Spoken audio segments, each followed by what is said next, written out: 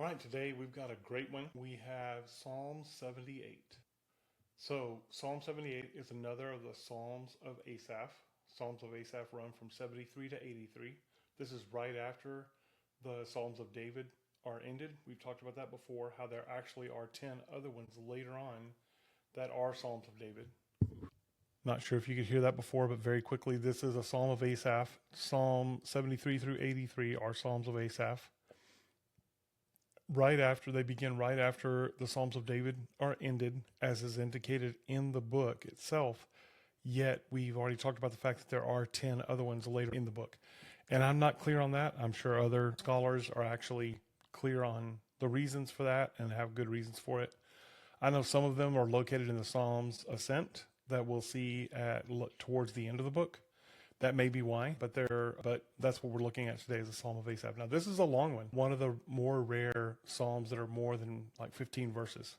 So let's go ahead and jump into it as we always do. We're going to read the psalm, then we'll discuss some particular observations and just anything that I come up with. A little bit tired today, but it's okay. It's all right. So give ear. Let's read a maskil of Asaph. And let's see. I think... Okay, yeah, we don't know what a maskil is.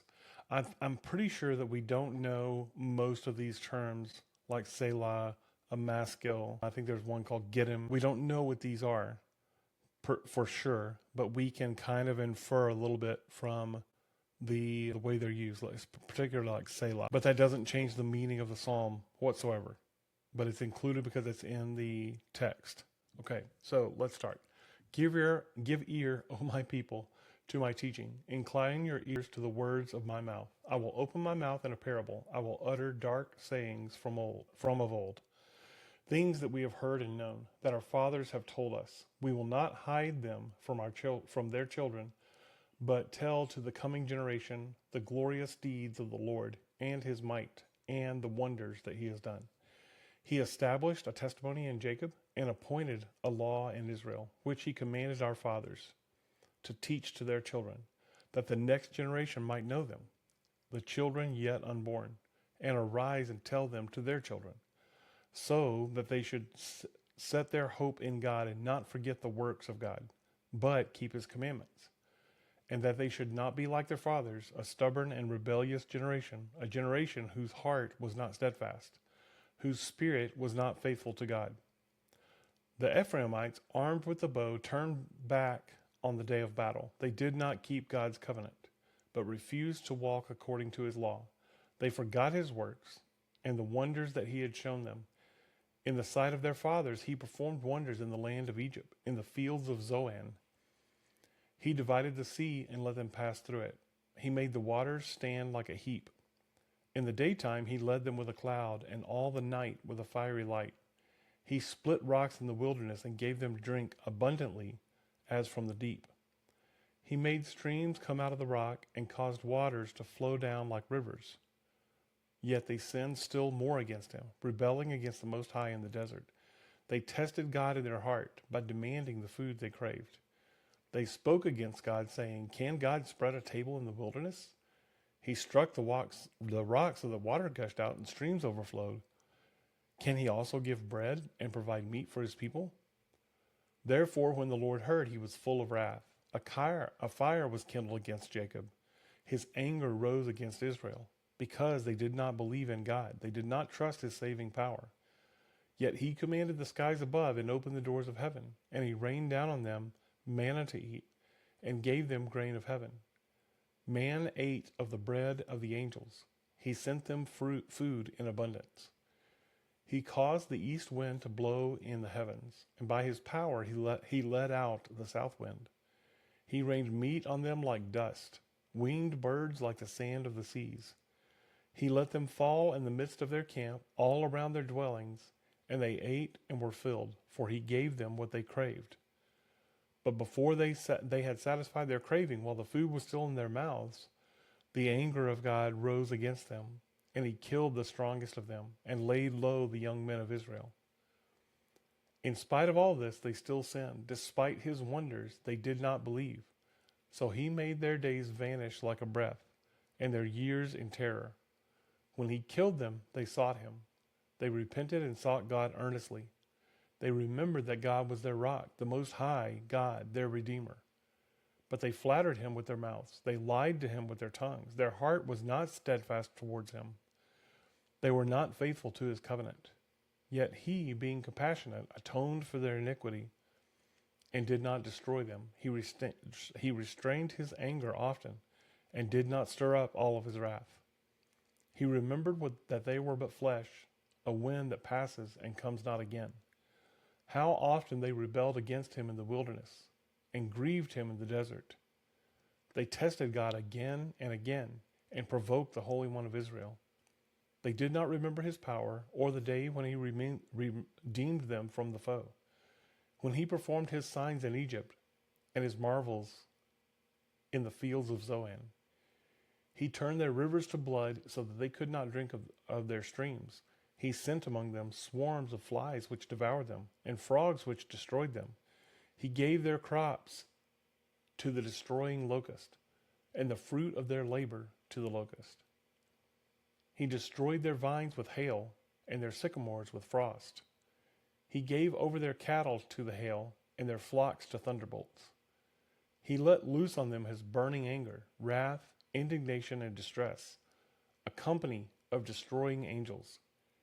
He made a path for his anger. He did not spare them from death, but gave their lives over to the plague. He struck down every firstborn in Egypt, the firstfruits of their strength in the tents of Ham. Then he led out his people like sheep and guided them in the wilderness like a flock. He led them in safety so that they were not afraid. But the sea overwhelmed their enemies, and he brought them to his holy land, to the mountain which his right hand won. He drove out nations before him. He apportioned them for a possession, and settled the tribes of Israel in their tents. Yet they tested and rebelled against the Most High God and did not keep his testimonies, but turned away and acted treacherously like their fathers. They twisted like a deceitful bow, for they provoked him to anger with their high places. They moved him to jealousy with their idols. When God heard, he was full of wrath and utterly rejected Israel. He forsook his dwelling at Shiloh, the tent where he dwelt among mankind. He delivered his power to captivity, his glory to the hand of the foe. He gave his people over to the sword and vented his wrath on his heritage. Fire devoured their young men, and their young women had no marriage song. Their priests fell by the sword, and their widows made no lamentation. Then the Lord awoke from his sleep. Then the Lord awoke as from sleep, like a strong man shouting because of wine. And he put his adversaries to rout. He put them to everlasting shame. He rejected the tent of Joseph. He did not choose the tribe of Ephraim, but he chose the tribe of Judah, Mount Zion, which he loves. He built his sanctuary like the high heavens, like the earth, which he has founded forever. He chose David his servant and took him from the sheepfolds. From following the nursing ewes, he brought him to shepherd Jacob his people, Israel his inheritance. With upright heart he shepherded them and guided them with his skillful hand.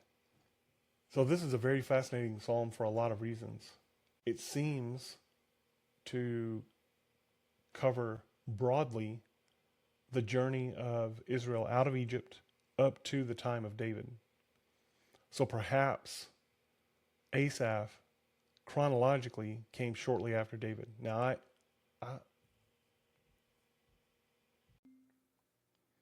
Asaph is spoken of in First Chronicles and in Ezra as appointed by David. He was an important musician and overseer, and his sons are also mentioned as carrying on that tradition. So, very important person in the life of tribe of Israel, of the kingdom of Israel and the country of Israel, as God built his kingdom there. So, let's jump back up to the top here. Like I said, this is one of the longer Psalms that are not Psalm 119 or Psalm 136, which are both obviously very long Psalms. The first thing I see is he's introducing what he's going to say. I think it's notable that he says he's going to open his mouth in a parable, and he's going to utter dark sayings. But what he's talking about would not be what I think you and I would consider to be dark sayings or a parable. He is recounting the history of Israel. So what that tells me is that there's something deeper here. That he is recounting these things, but I'm going to venture a projection onto this. I've said many times I'm not a scholar, so I don't know the ins and outs of the Hebrew language or what else might be here. So don't take my word as final at all. Please don't do that. Research for yourself. In everything I'm doing, I'm hoping to prod you to read the word for yourself and study it and see what's here. My only goal is to open it and look at it together with you and see what I see, and you'll probably see other things, and that's wonderful. So what I think may be happening here is the dark sayings and the parable is an examination. In any parable that Jesus ever gave, he's presenting a version of the reality, a kind of, if you think about it like facets of a diamond, he's turning the truth and looking at different pieces of it.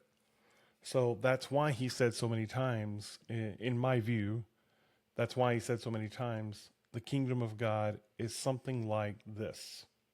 It's something like this. And he would give different facets. He's showing us different things. Sometimes it's like a ruler going on a long journey and coming back and demanding accountability from his servants that he left in charge. Sometimes it's a ruler who's ruling a land from a distant place and he's sending envoys that the tenants abuse. Sometimes it's like a widow sweeping her house looking for a mite and rejoicing when she finds it. So we see these things. And so I think this is something like an examination into the nature of man, an examination into the hearts of the Israelites, to not just recount the history, but to also say, this is who we are, and God has still rescued us. God has chosen to rescue us. God has chosen to redeem us, not because of what we have done, but because of what he has done. He says in several places in the Old Testament, I'm not going to fully wipe out this rebellious nation because of my covenant. Not because you have done well, because they had not done well. The majority of Israel was always rebelling against God. Now take that concept, jump straight over to Romans 8:1, or 8, first few verses of Romans 8, and it says very clearly, God has... Therefore, there's now no condemnation to those who are in Christ Jesus, right? And then he goes straight into the law was what God has done what the law could not do because of the weakness of the flesh, because the flesh cannot and will not submit to God. So I believe these two concepts are related. I believe this is effectively, in a longer form, stating what Romans 8 is stating there. That he is stating the nature of the people was to rebel. And we'll get a little bit more into this when we talk about the twisted bow in a moment.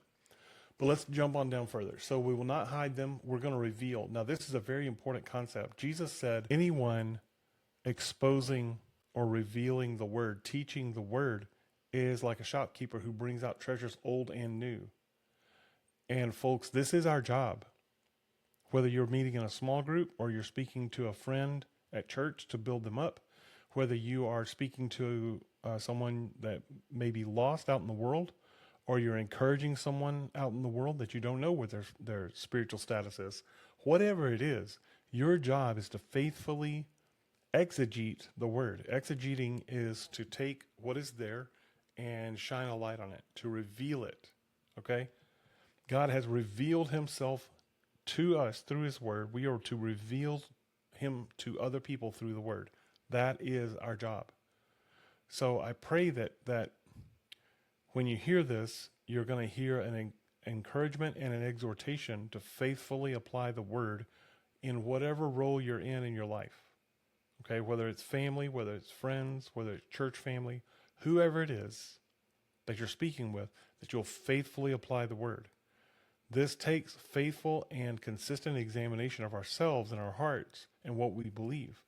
I highly recommend that you write down what you believe.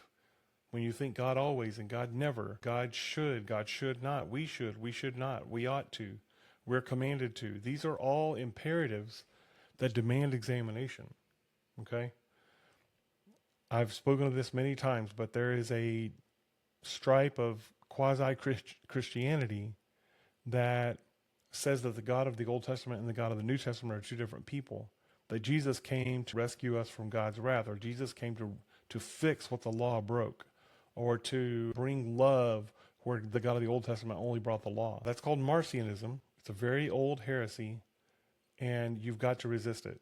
If there's any temptation in you, I know for a lot of folks, what will happen is we'll stay very centered around the concepts of love and of giving and of peace that are in the New Testament, and we'll kind of look past the harder text and we won't concentrate on those. And in effect, we're treating God like that Marcion heresy, because we're treating God like these are the good verses, those are the verses that are bad because they describe God in a way that we're not comfortable with.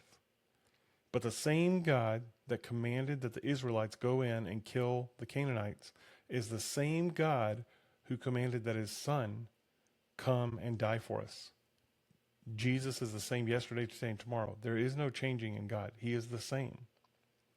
His wrath is the reason the gospel is good news. Okay? So let's look further. So he does this introduction through verse 4. Then he begins to say what he's going to say. But even this functions a little bit as an extension of the introduction through verse 4. And then we go down through verse 9. Essentially what he's doing here is he's doing kind of a second step introduction, giving an overview of the evil that the Israelites did. Okay? The next generation arise and tell their fathers so that they should set their hope in God. I love that idea, so that they should set their hope in God and not forget the works of God, but keep his commandments. God later through, I believe Ezekiel the prophet, says that there's a day coming when no longer will I dwell in a temple among the people, but I will write my law on their hearts. I'll take out of them a heart of stone and put in them a heart of flesh. And that's what he's done for us today, so that we would set our hope in God and not forget the works of God, but keep his commandments. Because he's changed our heart. He's changed our desires. Okay. Not be like their fathers, stubborn and rebellious. Now, here's a first concept. This idea is going to be repeated 3 times. This time, I know the grammar's not quite right there. It's being stated 3 times. Twice in this way, and then the very last time it's stated in the reverse, because it describes David, whose heart was steadfast. Generation whose heart was not steadfast, whose spirit was not faithful to God. Okay, now, very interesting thing here that I don't know if it's ever repeated in the Bible. This is the only time I recall it, but obviously I don't know the entire Bible by heart, so we're just going to look at this real quick. The Ephraimites. Now, when I first read this and I saw how long it was, what I expected is that he was going to run through every tribe in the Bible, in Israel, all 12 tribes. But he doesn't. This is the only tribe he mentions until he mentions Judah. He cast the Ephraimites as the anti-Judah. He says the Ephraimites rebelled, and so God chose Judah, which is very fascinating to me. I've never heard it referred to like this, but that's the way that he describes it. So it's very interesting. He says they turned back on the day of battle.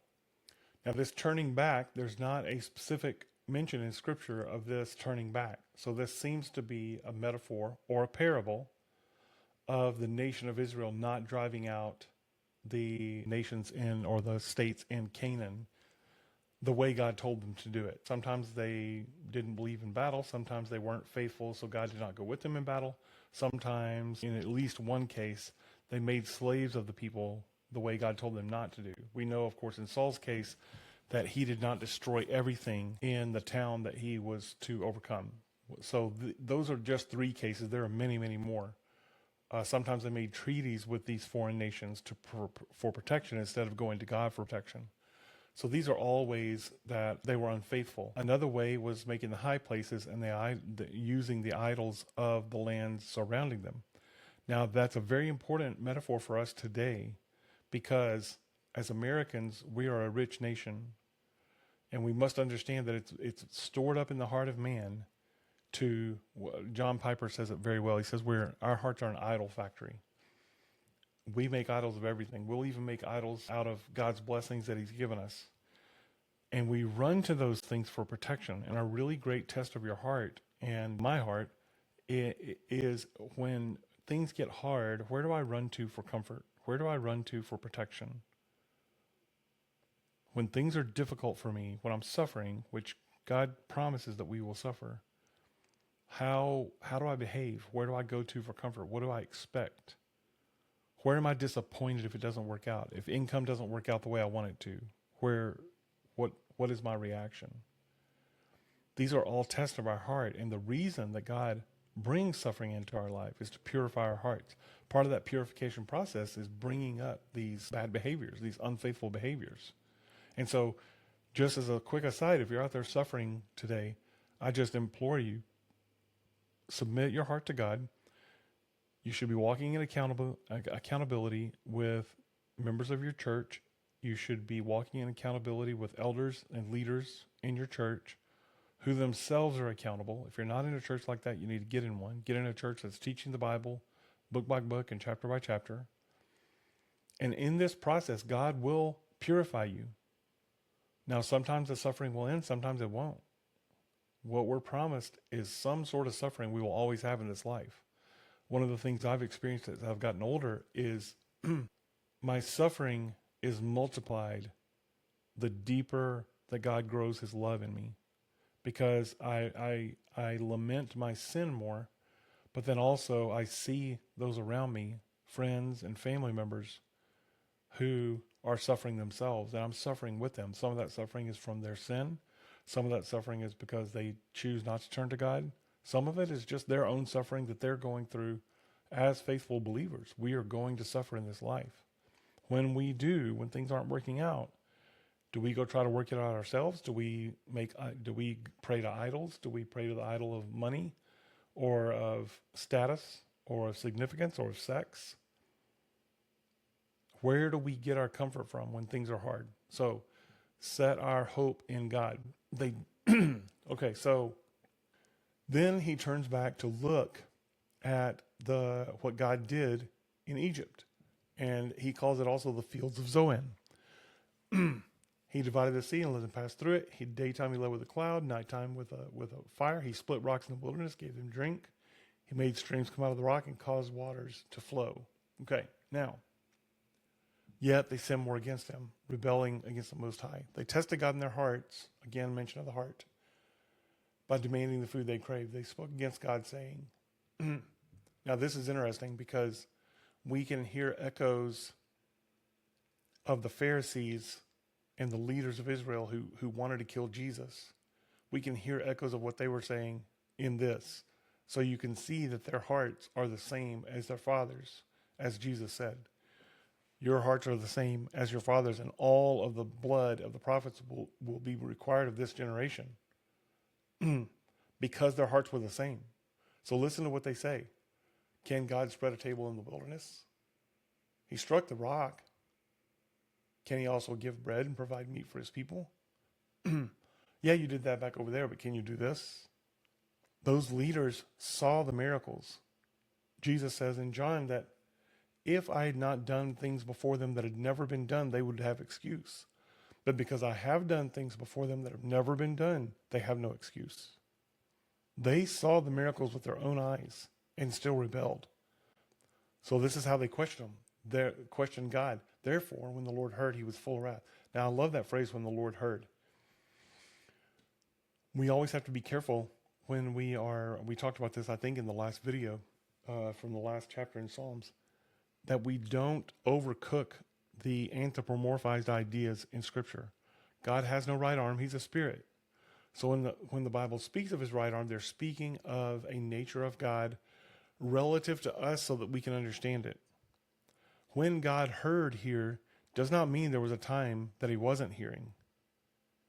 It doesn't mean that he was reading his newspaper one day, drinking his heavenly coffee, and then an angel showed up and goes, have you seen what the Israelites are doing?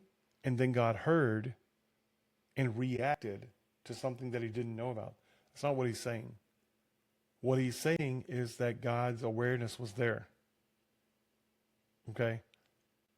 He was full of wrath. A fire was kindled against Jacob. His anger rose against Israel. Because, and then he lists all these things of how they rebelled. Yet, even through their rebellion, he fed them with manna. He gave them water through rain. He caused the east wind to blow in the heavens. And then he let out the south wind. He rained meat on them like dust. This is the time when, again, he's basically, I think what he's doing here is he's taking the moment that the Israelites complained in the wilderness that, yeah, you're giving us manna, but man, can we have some meat? We're tired of this manna. Can God provide? Instead of going to God and saying, Lord, will you please provide something else? And then leaving it up to him, which again points back to all these cry out psalms that we talk about, where the psalmist is crying out. The last psalm was one of these. He's crying out, but he's being faithful. He's saying, God, I don't like this. I don't like the way this is, but I leave the outcome to you. The way David did when the prophet Nathan said that from the word of God that the baby was going to die. David fasted and prayed and would not rise from crying and praying all day and all night. But then when the baby died, he rose. And they were shocked because they said, when the baby was sick, you were distraught. Yet now that the baby has died, you have aroused yourself and you've washed your face and you've anointed your head with oil. You refreshed yourself. Why? He said, I was lamenting and praying that perhaps God would see my prayer and turn and let the baby live. But he has not. So that means that's the end of God's judgment. That's the result that God has chosen. He has chosen this way, and I still trust him. So the idea is that when things aren't the way you want, you cry out to God, you ask him to change it, but we don't rebel when things don't go our way. I spoke last time of a pretty popular comedian who has gone on podcast and talked about the fact that he was a Christian, but he deconstructed when his divorce happened because he didn't get the result that he wanted. That's not Christianity. In Christianity, we give to God we give the result to God. We leave it up to him and we trust him no matter what happens. If we lose the child, if we lose the job, if we lose the money, if we lose our health, if we lose our life, we leave that to God as the just judge, that he is working, and we trust him that he knows best and that he's working his results in our lives. Okay. In spite of all this, they still sinned. Despite his wonders, they did not believe. So he made their days vanish like a breath. When he killed them, then they turned, but it was flattery. Now, here's this idea again. Their heart was not steadfast toward him. They were not faithful to his covenant. That's the second time that's the second statement of that idea. Yet he, being compassionate, atoned for their iniquity and did not destroy them. He restrained his anger often and did not stir up his wrath. He remembered they were but flesh, a wind that passes and comes not again. How often they rebelled and grieved him in the desert. They tested him again and again and provoked him. They did not remember his power. Then he says again, the signs in Egypt and the fields of the hand. That's one thing I forgot to mention. Let's look back up here. That's another interesting thing. I think he already said this up here. Let's see. Let's just find it real fast.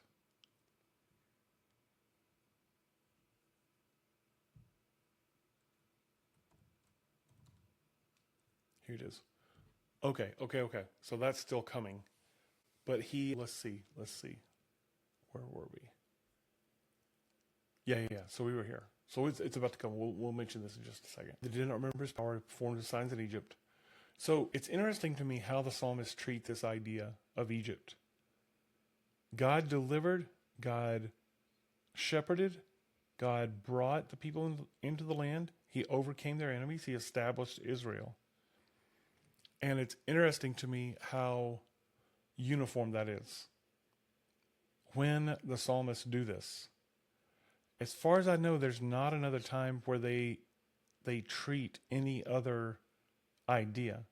It may be because this predated any captivity, any final destruction of the temple, the way Solomon's temple was destroyed. That would make sense if this is chronologically happening right after Solomon, which also would make sense because Asaph was appointed by David, so his lifespan would not have gone far beyond perhaps even the middle of Solomon's rule. So that makes a lot of sense. So we have just passed the time of the judges, the appointment of Saul as king, then the appointment of David as king. We're through David's life, perhaps, and now we're past the end of David's life, and we're moving into the reign of Solomon.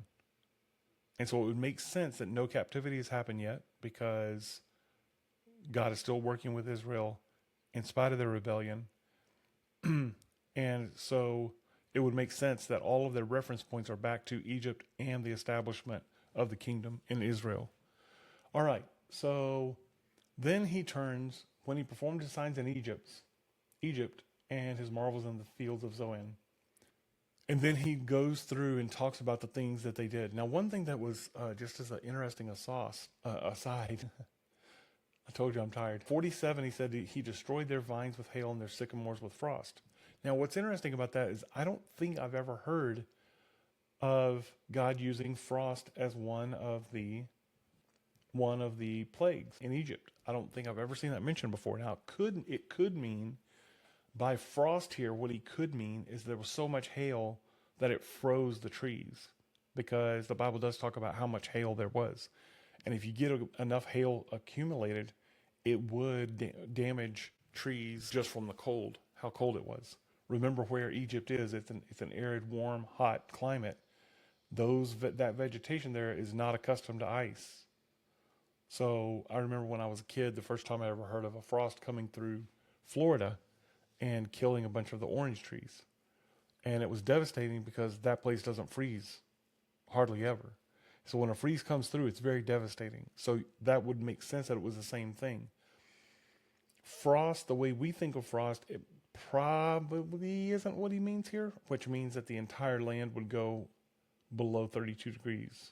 I don't think that's what he means here. I think this is an extension of the hail idea, but it's still very interesting. He let loose his burning anger, made a path for his anger. Yeah, there's another interesting, a company of destroying angels.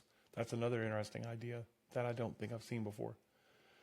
Struck down every firstborn.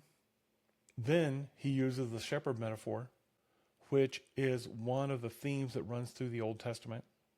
John Carson talks a lot about the overarching themes of the Old Testament, and then how Jesus sums them up and says, I am that. Jesus calls himself a good shepherd, and this is why. When God rebukes the leaders of the Pharisees in the Old and New Testament, the metaphor is a bad shepherd. Jesus says, one of the accounts says that Jesus looked out at the people and he had compassion on them because they were like sheep harassed and driven about like sheep without a shepherd. In Ezra and Nehemiah, he talks about how the people, instead of the leaders, I believe I'm right on this reference. I know it's somewhere in the Bible. It says that instead of caring for the sheep, they were feeding off the sheep. Okay, instead of giving the sheep what they needed, they were using the sheep for their own benefit. And so there's this idea of the cowardly shepherd, the shepherd who runs away when trouble comes, when the type of shepherd who harms the sheep for his own benefit. Then Jesus said, I'm the good shepherd. So that's where any mention of shepherd and flocks all dwells under that tent of that overarching idea in all of the Old Testament. Okay, so he brought them out. He led out his people like sheep, guided them like a shepherd, like a flock, led them in safety, Psalm 23. brought them into his holy land, drove out the nations before them. Again, like a shepherd, you're going to go drive out the wolves and the coyotes, anything else that might harm the sheep. You're going to drive them out, putting your own life at risk for the sake of the sheep. Yet, we see this again, yet they tested and rebelled, did not keep his testimonies, turned away, acted treacherously, like a deceitful bow. They turned away and acted, they twisted like a deceitful bow. So this idea is, of course, weapons of war in that time were made of wood with metal. Bows, all the way up until today, unless you're using like a carbon fiber bow, they're going to be made of wood. That wood, they would go through a meticulous process, picking the type of wood so that it would not warp. I grew up building cabinets with my dad, and we worked for a couple one time who just had more money than they knew what to do with. And they built, because their idea was they wanted to be connected to the earth. And they built an entire house out of uncured oak. So all the beams, all of the interior framing, and then they did lap siding, 1x4 lap siding, all green oak. And of course, 6 months in, the house had to be pushed down because the beams that were running, the floor joists that were undergirding the flooring, that the flooring was attached to, all began to warp and turn. The post, the interior framing, all warped and turned in every direction. The lap siding on the outside was all cupping in and out, which then is going to pull the nails out, cause it to be less stable, completely ruined. That's what he's talking about here. They twisted like a deceitful bow. That bow now, you aim it, it's not going to go where you're told it to go. It's not going to go where it's telling you it would go. You can aim it, but because it is twisted, the aim point that you're using, since the bow is not true, it's not going to go where it told you that it was going to go. Okay? I don't know if you've ever used a rifle that was not sighted well. Maybe it was sighted too high or too low. Maybe the barrel was slightly warped. Those of you who know guns better than I do, you'll know how much of that it could tolerate before exploding. But you get what I'm saying. You're going to aim, and it's not going to go where it told you it was going to go. The instrument, the weapon, the bow, or the gun in this case, has an implied target when you aim it, and then it doesn't go where it told you it was going to go. Now, there's a companion idea in Proverbs that is repeated several times. One is about the slothful man. I believe they're all about the slothful, and they're compared to like vinegar on the teeth, but also they're compared to like a broken ankle, so you can't depend on them. It's just, this is the same idea. You'd have to just throw that bow away or use it as firewood. Okay, so that's the idea there. It's a really important idea. They provoked him to make it. Now, here's the mention of high places. This is where the nation of Israel adopted the practices of the nations that they were supposed to drive out. Now, what does that sound like? That sounds very similar to us. It's actually similar to every single nation who's ever existed. You can go all the way back to Colossians when the Apostle Paul is rebuking in a kind of, not directly, but he's mentioning the doctrines of don't even worship an angel, because the Colossians were near a sect who worshiped angels. And so what Paul's doing there is he's warning them against letting cultural norms come into the body. So in the Corinthians, it was having drunken orgies. And so he's rebuking them because they are at the Lord's table. They are adopting cultural norms. We have to be very careful of that. In America, we have to be very careful of it because there's a whole stripe of quasi-Christianity that believes in Christian nation theory and adopts certain cultural ideals. And so it will say some things like, we ought to do this or that to keep our nation. And then we're bringing those ideas into the church and teaching those as gospel, as truth. And it's not truth. To teach that America is a Christian nation or ought to be retained or protected or rescued or kept as a Christian nation, these are false ideas that don't exist in the Bible. So while we may think our biggest threat comes from liberal ideas like people attacking the deity of Christ, we're probably much safer from that idea because it's so against the Bible than we are the subtleties of we ought to hang the Ten Commandments in every school. That's not a biblically sound imperative. That's not commanded that we go into every nation and make sure that all the schools carry the Bible. That's not in the Bible. In the Bible, in the New Testament in particular, Jesus and all the disciples, the writers of the epistles, always describe us as being in the minority. So we have to be really careful not to dilute or adulterate the gospel with cultural ideas, even when they sound good. So we just have to be very careful. All right. Then he talks through some of the wrath here. Then the Lord awoke. This is a very important phrase. The Lord awoke as from sleep. He didn't awake from sleep. The Lord never sleeps. He never slumbers. He does not have any need. What can we give God? He has no need. He doesn't need us. He does not demand worship of us because he needs worship. He demands worship because that is the nature of God, to be worshiped. So we are aligning ourselves with the nature of God, okay, when we worship him. That's why we glorify him, because that is our utmost good, because it is the nature of everything good to glorify God. That's why. He woke as from sleep. Then, now look at this. Like a strong man shouting because of wine. That is fascinating. The writer is actually comparing God shouting, or like the Lord awaking, the suddenness, like a drunk man. Now, obviously, God isn't drunk.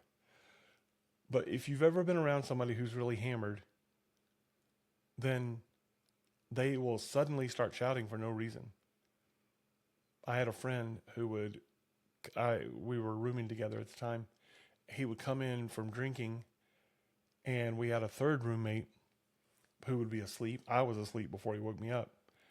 And he would start talking, and he was like starting to whisper, but as he whispered, he would start raising his voice and yelling, and then he'd go, shh, like that.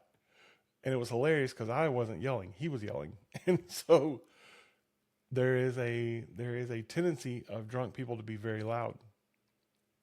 And if someone's going towards stupor, they'll drift in and out of that state. And when they come out of it, they'll be yelling all of a sudden for no reason, and they'll kind of drift back off.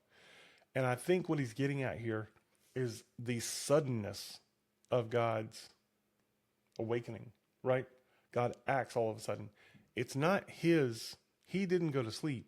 It's our experience. This is, again, we point to so many Psalms where they cry out, God, when will you awake from your sleep? When will you arise? Look at all this that's going on. You're not doing anything about it. When are you going to awake? That does not mean God's asleep. It means it feels like he's asleep. When my brother died of cancer, he was sick for a year and a half. For a year and a half, I watched him die. And everything in my being felt like God was asleep. It felt like he was letting this happen and he's not doing anything about it. So if you're suffering and you feel like that, understand that God's not asleep. He's not seeing. He sees. He knows everything and he's acting at just the right time. Okay, so he put his adversaries to rout. He put them to everlasting shame. Rejected the tent, but he chose the tribe of Judah. This does not say that because Judah was better. Matter of fact, Judah did some things that were pretty nasty. But he chose. God chooses to act for his purposes and for his glory, not because of the nature of us. He never chooses based on what we do. There's no scripture in the Bible that says God looks down through time, sees who is going to choose him, and then chooses them. We are not chosen because of our choice. Judah was not chosen because of his actions. He was chosen in spite of his action. He built a sanctuary. He chose David his servant and took it from the sheepfolds and followed, and from following the nursing ewes, he brought him to shepherd, again, his people. Now listen to this. This is that third mention of his heart. With upright heart, he shepherded them and guided them with his skillful hand. So I hope these words encourage you. I know this has been a long video, much longer than anything I've done so far, but it's a longer psalm and there's a lot here. There's a lot of meat to chew on. I hope you're getting a lot out of this. I hope that you're seeing the glory of God in his word. I hope you're seeing other things that I've missed. If you see anything you think I missed, please feel free to comment. Would love to hear it. Otherwise, I hope and pray that God blesses you. If you're suffering today, I pray that you are with folks that you can walk with. And if you're not, reach out. I know some people that know a lot of people around the nation. Perhaps we can connect you with a good church somewhere close to you. But in any case, I pray that God blesses you and pours out his love and his comfort and his peace in your heart and your soul today. God bless you.